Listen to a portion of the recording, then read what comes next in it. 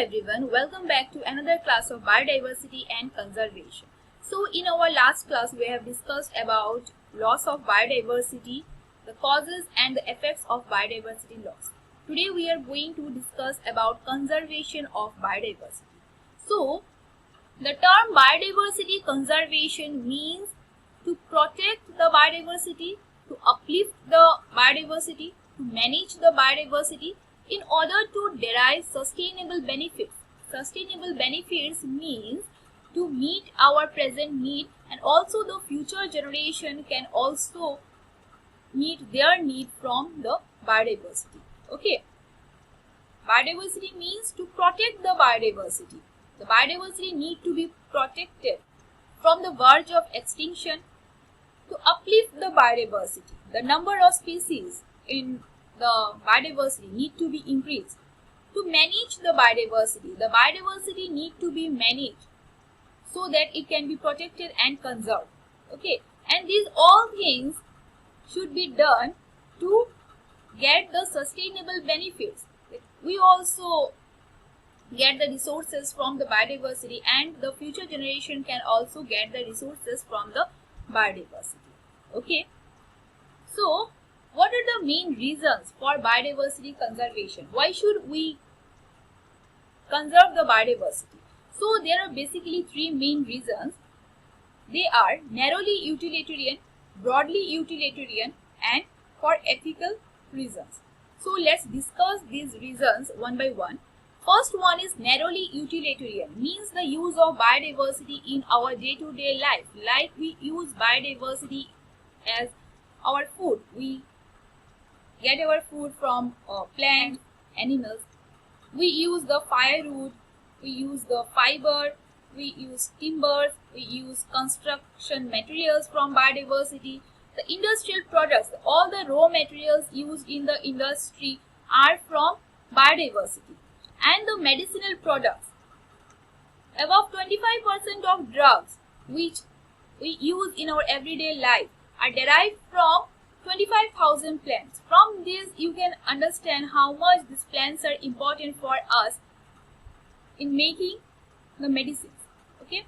Also there is a term known as bioprospecting. Bioprospecting means to search for useful products from the genetic diversity, from species diversity, the products which are economically important. To search for this product is known as bioprospecting. Next reason is broadly utilitarian. Broadly utilitarian means to use of biodiversity in broad aspect, such as oxygen production. Oxygen can be produced from the trees only. If there is no biodiversity, no trees, then we can't get the oxygen. Then the pollination. Pollination can be done by the insect and bees from the flowers only. Human can't do the pollination.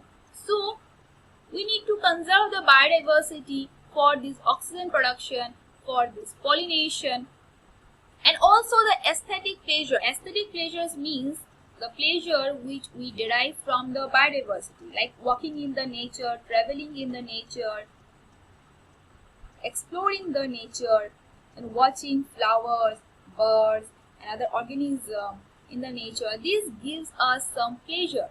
These we can get only from the biodiversity. Okay, and then the third one is ethical reason. Ethical reason means the philosophical or spiritual value that we the human being are only one species out of millions of species in the biodiversity in the nature. So like us, other organism also has the right to survive in the nature. So these are the ethical values for which we should conserve the biodiversity. Now let's see the different ways by which we can conserve biodiversity. So there are two main basic ways by which we can conserve. First one is in situ conservation, and the next one is ex situ conservation. In situ conservation means conservation on the spot. Ex situ means conservation outside the spot. Okay, so let's discuss these ways of conservation one by one. So the first one is in situ conservation. In situ conservation means we can conserve the species, we can conserve the organism within their natural habitat, in their natural site. Okay, एक organism जिस area में present है, जिस location में present है, we have to conserve that organism in that place only. Organism का जो habitat है, हमें उस हैबिटेट से ऑर्गेनिज्म को विड्रॉ नहीं करना है, हमें उसके हैबिटेट से हटाना नहीं है, उसके हैबिटेट पे ही कंजर्व करना है. इसको बोला जाता है in situ conservation. And this in situ conservation is done in biodiversity hotspot regions. Biodiversity hotspot regions means the region where the number of species, number of biodiversity is very rich or very high in number. These regions are known as biodiversity hotspots. Okay, and the next one is endemism. In situ conservation is also done in the endemic organism or endemic species. Endemism means the species is confined, the species is present in a particular place. Okay, for example, the Asiatic lion is found only in Gir forest. So in order to conserve these Asiatic lion, we need to conserve them in the Gir forest only. This is the endemism, means एक particular species एक particular location पे ही मिलता है, तो उसे उस particular area पे ही conserve करना होगा. Okay, so these are the in situ conservation. So here you can see the biodiversity hotspot regions of India. India is very rich in biodiversity and there are mainly 4 biodiversity hotspots. First one is Himalayas. This is the Himalaya region, which is the biodiversity hotspot. There are very rich biodiversity in this region. Next is Western Ghat. This is the Western Ghat showing in green color. So this is also rich in biodiversity. Next is Indo-Burma region. The blue region is Indo-Burma region. Okay, so the northeast comprises this Indo-Burma region of biodiversity hotspot. And next is Sundaland. So the Andaman and Nicobar, this is present in the Sundaland hotspot along with some other countries. So Andaman and Nicobar from India is the biodiversity hotspot from the Sundaland. Okay, so now we will see what are the different examples of in situ conservation. So we can conserve the biodiversity in their natural habitat by biosphere reserve, national park, wildlife sanctuaries, sacred groves. These are some examples of in situ conservation. So biosphere reserves. By the term biosphere reserve, we mean to protect an area for the conservation of plants and animals. एक particular area को conserve किया जाता है जहाँ पे कुछ particular plants और animals है जिनको conserve करना है. Okay. So here you can see how a biosphere reserve looks like. So a biosphere reserve can be divided into 3 regions. The complete biosphere reserve है उसको 3 region में और 3 area में divide किया जाता है. The innermost area is the core area where no human can interfere in that region. Okay, the innermost area is the core area जहाँ पे actual conservation होता है और वहाँ पे कोई भी human interfere नहीं कर सकता. Then the next layer is buffer zone. Okay.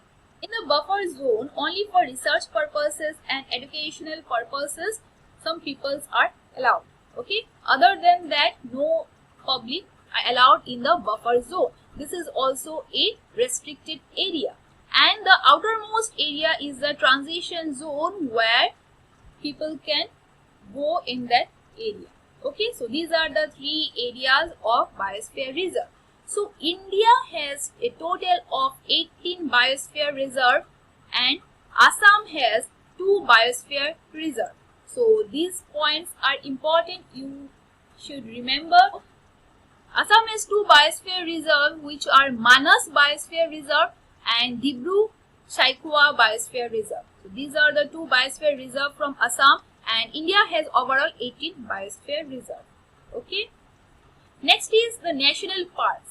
National parks are the large ecosystem area which are protected by the government. Okay. These are large ecosystem area which constitute animals, plants, and the water bodies, forests, everything. So these are the protected areas and these are maintained by the government. So India has a total of 104 national parks, and out of these Assam has 5 national parks. So these are the list of national parks present in Assam.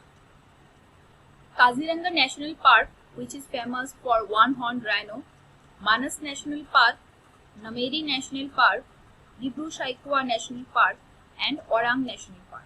So these are the 5 national parks present in Assam. Next is wildlife sanctuaries. So wildlife sanctuaries are also reserved area particularly for wildlife use, where the wildlife organisms are protected and they are not disturbed. Okay, so India has a total of 553 wildlife sanctuaries, and out of these Assam has 18 wildlife sanctuaries. So here are some of the wildlife sanctuaries present in Assam. Barail Wildlife Sanctuary, Dihing Patkai Wildlife Sanctuary, East Karbi Anglong Wildlife Sanctuary, Diporbil Wildlife Sanctuary, Korbidora Wildlife Sanctuary, Sonai Rupai Wildlife Sanctuary. So these are the some wildlife sanctuary present in Assam out of 18 wildlife sanctuary which are situated in Assam. And India has total of 553 wildlife sanctuary. Okay. Next is sacred groves. So sacred groves are small fragments in forest which are protected by some religious communities. Means there are small portions in some forests which are protected due to some religious beliefs, and India has a total of 1400 sacred groves. Out of them 40 sacred groves are present in Assam. So Khasi Hills and Jantia Hills in Meghalaya is one of the famous sacred groves from India, and also the Aravalli Hills which is present in Rajasthan. This is also a famous sacred grove. Okay. So that's all about in situ conservation. So here we have seen the different ways by which we can conserve the organism, conserve the species in their natural habitat. Okay, we should not remove them, we should not withdraw them from their natural habitat and keep them in somewhere else. We can conserve them in their natural habitat. So this is about in situ conservation. So by in situ conservation, the animals' natural habitat, the animals' adaptation are not disturbed. Okay. Next is ex situ conservation. So in ex situ conservation, the protection and conservation of species is done outside their natural habitats. Means organisms are taken from their natural habitats and they are placed in some external habitats in order to protect and conserve them. Okay. So the examples of ex situ conservation include zoological parks, aquariums, botanical gardens, gene banks, cryopreservation, tissue culture, etc. So let's discuss these examples one by one. First one is zoological parks, which is also known as zoo. So in zoological parks, the living animals are kept within enclosures, or you can say the animals are taken from their natural habitats where they were freely moving and they become captive animals. So here you can see giraffe and tiger, they are kept within enclosures in some zoo. Then the next one is aquariums. In aquariums, aquatic animals are kept within enclosures. Okay, aquatic animals are taken from their natural habitats, from aquatic environment, then they are kept within enclosures, and these places, the zoo, then aquariums, these places are open for public in order to watch these organisms. Okay, next is botanical gardens. In botanical gardens, plants are collected, they are cultivated, they are preserved, and they are also publicly displayed along with their scientific names. Okay, so the protection of plants is done within the botanical gardens. Okay, means the rare species of plants are collected from different sites and they are placed in botanical gardens. Okay.